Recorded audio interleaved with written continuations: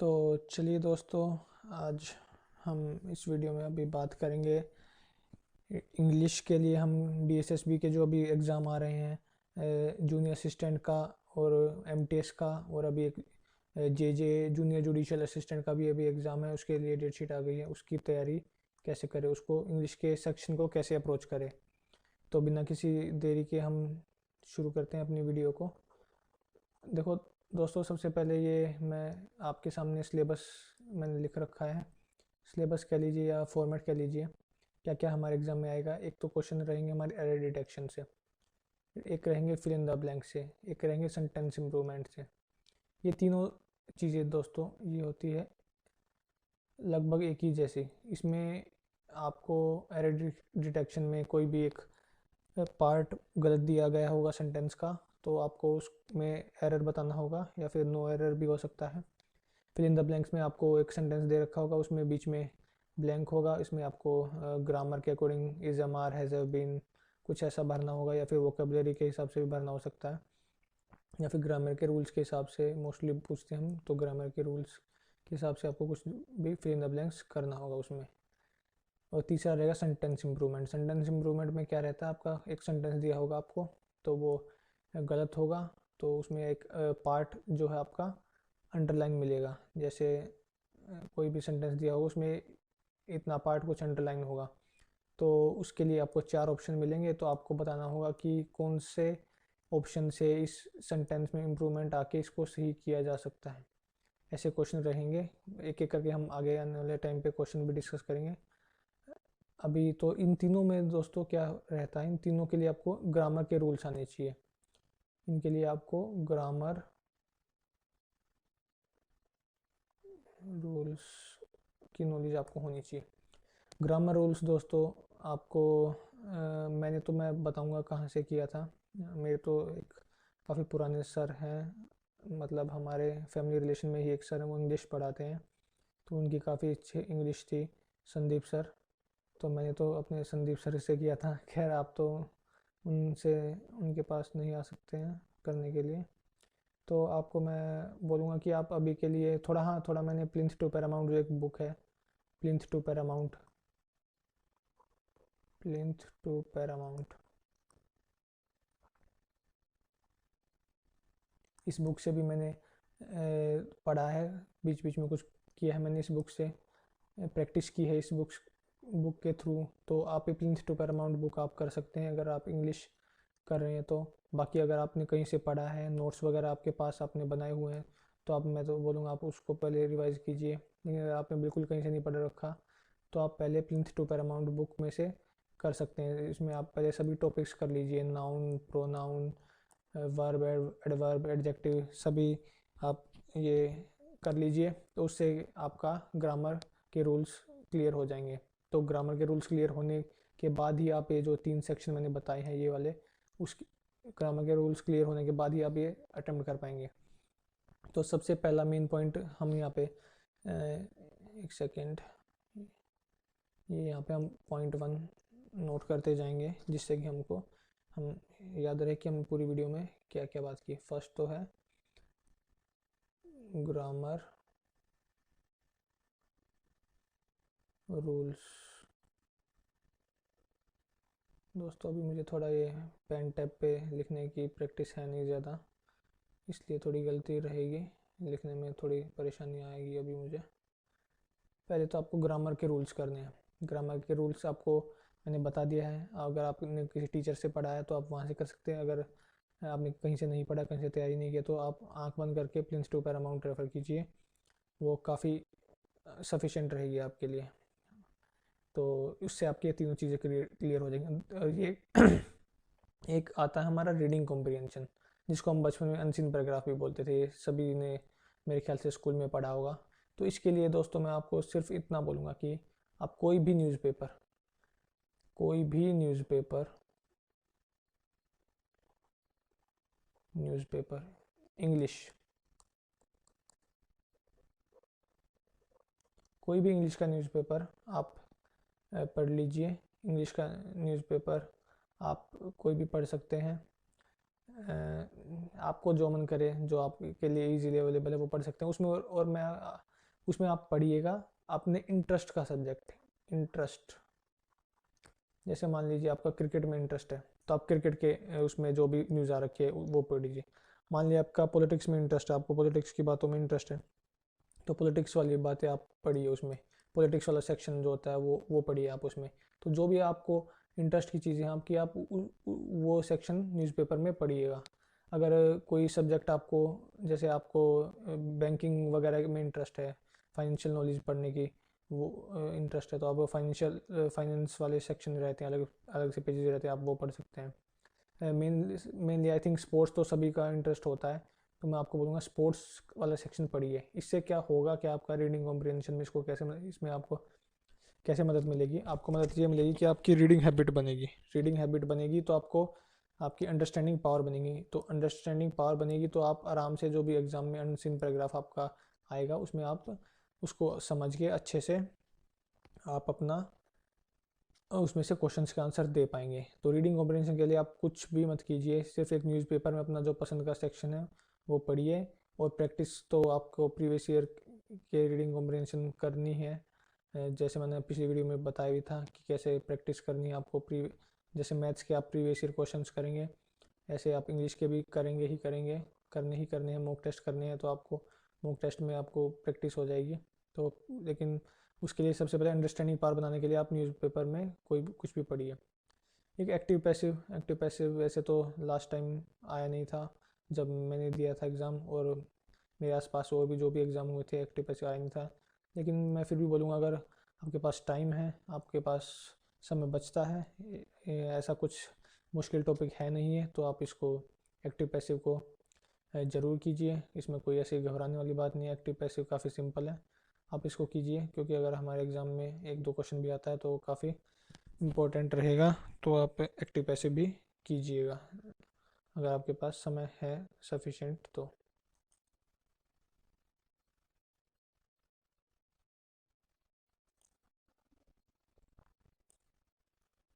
चलिए दोस्तों, ये हो गई हमारी बात ग्रामर सेक्शन की। ग्रामर के लिए आपको ये चीज़ें तैयार करनी पड़ेगी। आशा करता हूँ दोस्तों आपको मेरी बातें समझ में आ रही होगी।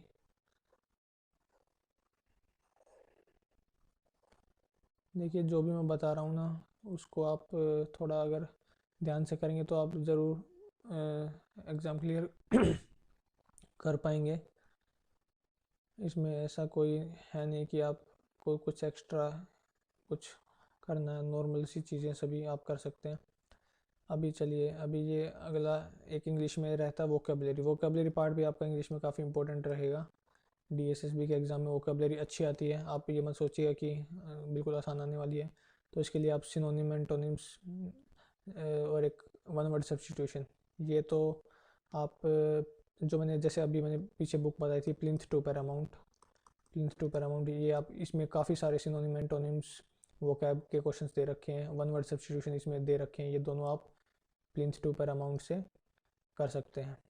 इसमें प्लिंथ टू पैरामाउंट से आपको कर सकते हैं कि आपको करने ही होंगे। इसमें जो बेसिक बेसिक हमारे जो यूज़ होते हैं, जो सभी एग्ज़ाम में आते हैं, एसएससी के द्वारा भी पूछे गए हैं और डीएसएसबी के द्वारा भी, वो सभी ईडियम्स, सभी वन वर्ड सब्स्टिट्यूशन। हाँ, ईडियम्स में मैं आपको बोलूँगा, एक सेकेंड, ईडियम्स भी आप पैरामाउंट वाली बुक से कीजिएगा।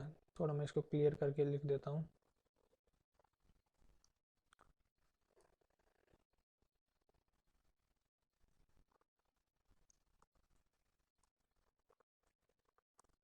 प्लिंथ टू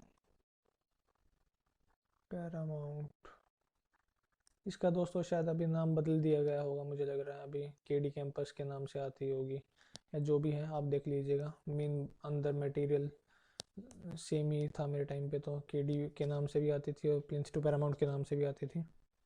तो ये आपको synonym, antonyms, one word substitution, idioms, phrases, ये सब आपको प्लिंथ टू पैरामाउंट से करने हैं।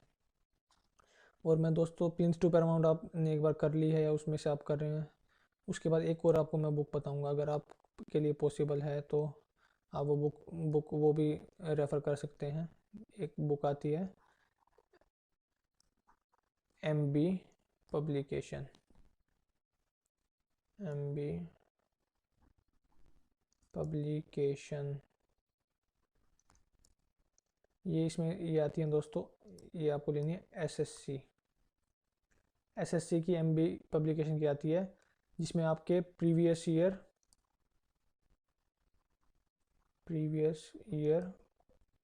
इसमें जो भी एग्ज़ाम हुए आपके प्रीवियस ईयर सभी के इसमें आपको सेक्शन मिलेंगे, सॉरी पेपर मिलेंगे, प्रीवियस ईयर पेपर्स।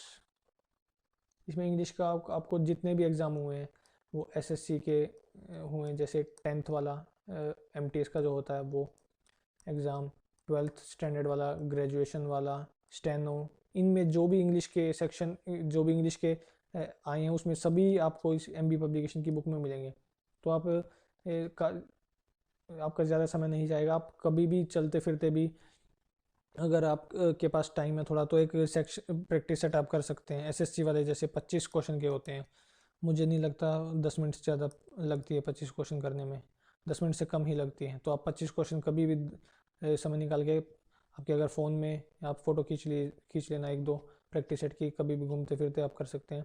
तो एमबी पब्लिकेशन के आप प्रैक्टिस सेट ज़रूर कीजिए आप इंग्लिश इम्प्रूव करने के लिए, वो आपको बहुत ही ज़्यादा बेनिफिशियल रहेंगी, मैं बता रहा हूँ दोस्त।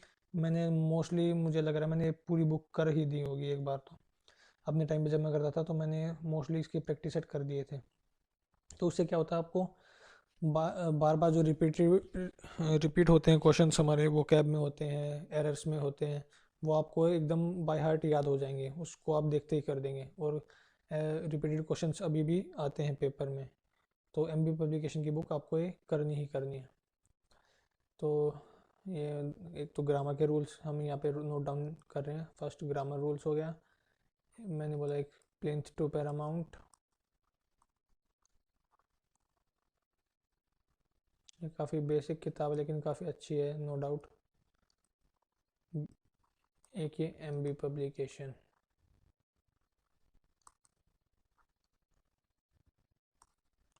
एमबी पब्लिकेशन की ये तीनों चीज़ें, फर्स्ट ग्रामर रूल्स पढ़ने हैं, फिर प्लेन टू पैरामाउंट में से पढ़ सकते हैं, कहीं से भी पढ़ सकते हैं, और एमबी पब्लिकेशन से आपको प्रैक्टिस करनी है।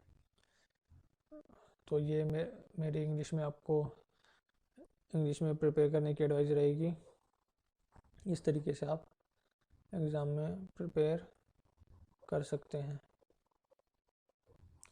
और दूसरा दोस्तों, एक डाउट ये रहता है बच्चों का कि अभी फिर ये सब करने के बाद भी उनके नंबर बढ़ते नहीं है, नंबर आते नहीं है। तो उसका देखो सीधा सा रीज़न ये है, प्रैक्टिस आपको करनी ही होगी। प्रैक्टिस में एक सेकेंड,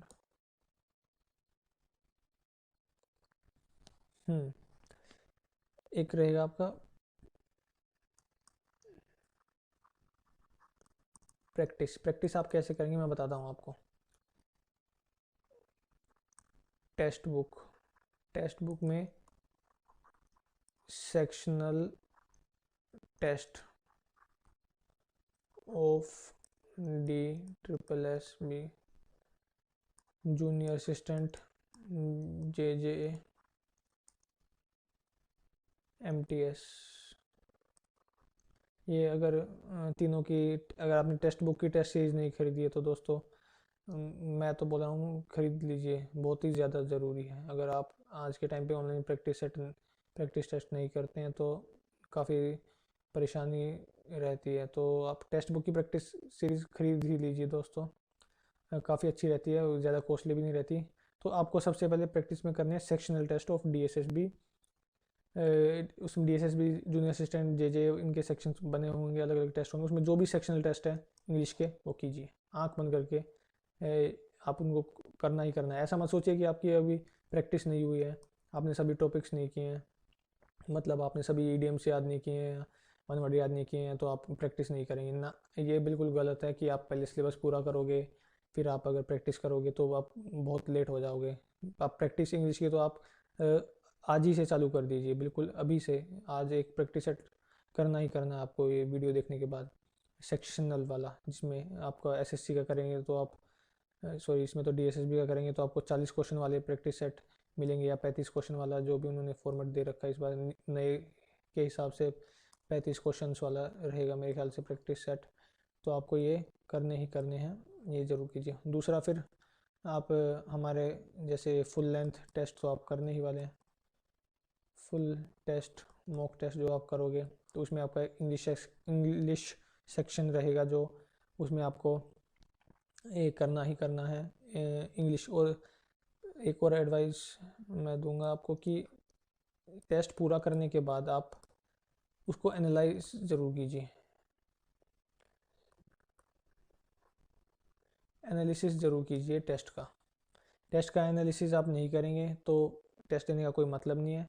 अगर आपको 10 मिनट लग रही है टेस्ट देने में, तो आप 10 मिनट या 15 मिनट बैठ के उसको एनालाइज कीजिए कि कहाँ आपने क्या गलत किया और क्या सही किया। जो सही किया उसको भी एक बार आपको देखना है, क्योंकि कई बार तुक्के में सही हो जाता है, लेकिन ऐसा आपको उसको छोड़ना नहीं है। एक बार उसको देखना है कि हाँ मैंने सही किया, तो ये आपको रूल याद रहना चाहिए। तुक्के में ईडीएम्स वगैरह या फिर एरर डिटेक्शन कई बार सही हो जाते हैं, तो ऐसा हमको जो सही है उनको भी एक बार देखना। एनालिसिस का मतलब एक बार नज़र मार लेनी है सही वालों को कि हाँ ये रूल था जो मैंने सोचा था उसी के अकॉर्डिंग सही हुआ है या नहीं हुआ। और जो नहीं गलत हुआ है तो उसको तो आपको ध्यान से देखना ही देखना है। तो ये सब मैं बोलूँगा आपको कि आपको इस हिसाब से तैयारी करनी है। बाकी एग्ज़ाम ऐसा कुछ मुश्किल है नहीं। इंग्लिश तो मुझे लग रहा है मोस्टली बच्चों की अच्छी होती है, कुछ की नहीं भी होती है। तो लेकिन आप ये चीज़ें फॉलो करेंगे, पहले सभी ग्रामर के रूल्स कीजिए, टेक्स्ट बुक के सेक्शन टेस्ट कीजिए और फुल लेंथ मॉक टेस्ट कीजिए। ये काफ़ी रहेगा, काफ़ी मतलब एनफ रहेगा आपको। 35 में से मैं बताता हूँ, इंग्लिश में 35 में से 30 से 32 मार्क्स लाना बहुत ही रीज़नेबल है। मतलब 30 से 32 मार्क्स आपके आराम से ही आ सकते हैं। ऐसी इसमें कोई बड़ी बात नहीं कि 30 में से ज़्यादा मार्क्स आएंगे। 35 में से 30-32 मार्क्स काफ़ी आएंगे बच्चों के, तो आप भी ला सकते हैं अगर आप सही से प्रैक्टिस कर रहे हैं।